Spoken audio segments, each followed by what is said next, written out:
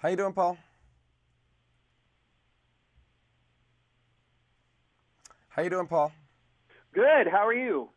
Uh, I'm well, thanks. How are you doing?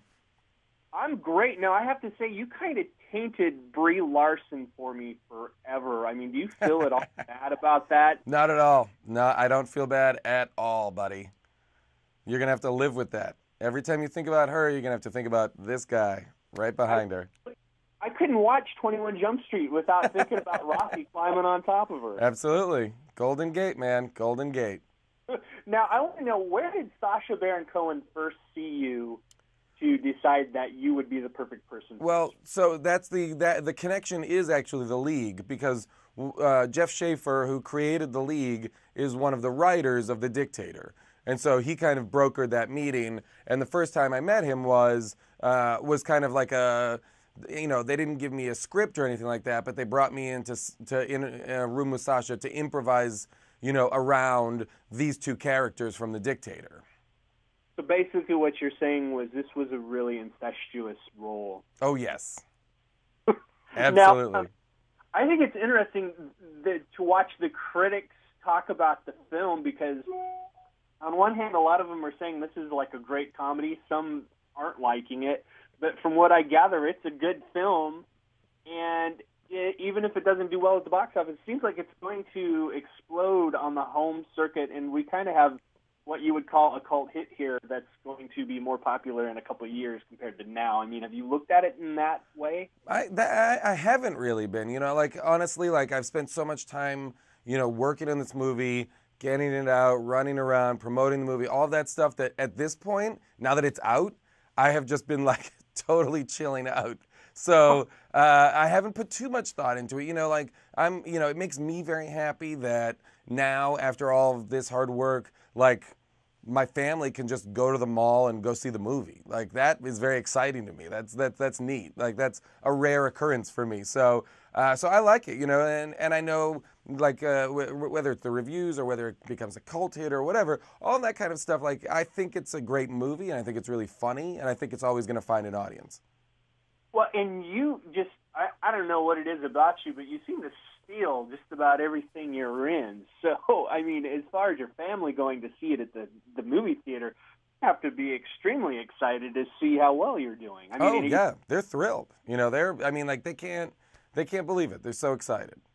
I think it's still strange to them that they can turn on the TV and see me pop. You just be watching TV and see me pop up in an ad for The Dictator, or like they'll watch, of course, The League or stuff like that. But to be able to like go to the mall like and see me in a big giant movie, like that's crazy for them. and what's that like for you? Oh, it's great. It's also strange. It's also like like it's strange that like all of my family or like old friends or whatever are just like randomly going to the movies and seeing me in this movie. But it's great. It's great to hear from people. It's great to hear a lot of like people loving the movie or loving me in the movie. It's really terrific. Well, and I want to know, they talk about how, I've heard a lot of the actors in the film talk about how Sasha would stay in character throughout his scenes while shooting the film.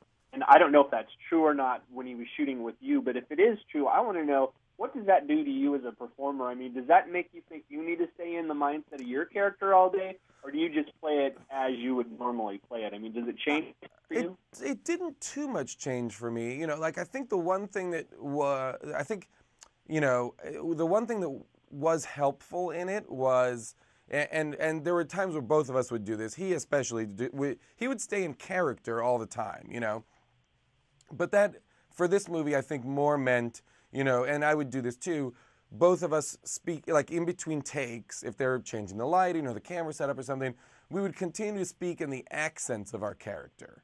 You know what I mean? Because we're both speaking in these heavily accented voices, and sometimes it's hard to kind of like get into that accent. And if you just are always popping out of it in between takes, it can take you a while to get back into it. So a lot of times in between takes, we might be having a conversation just casually as Sasha and Jason, but we might still be speaking with that heavy accent, just so if they were like, okay, we're ready to go again, we could seamlessly go back into the scene.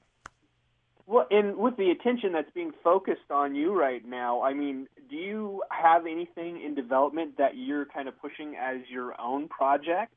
Well, a lot of the stuff that I do on my own is writing work. So I've got a couple of scripts out there for movies that I've sold and that I'm still working on and trying to get made. And then I've got season 2 of Enlightened and the next season of The League. So the stuff that I have kind of coming down the pipeline are or the next season of Children's Hospital, which I worked on.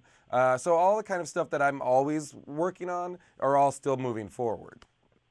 Well, and I have to ask before you get off the phone, are they making you a full cast member of The League here in season 4? Oh, I don't think so. But I don't think. I mean, I don't know that people would love Rafi as much if he was in every episode.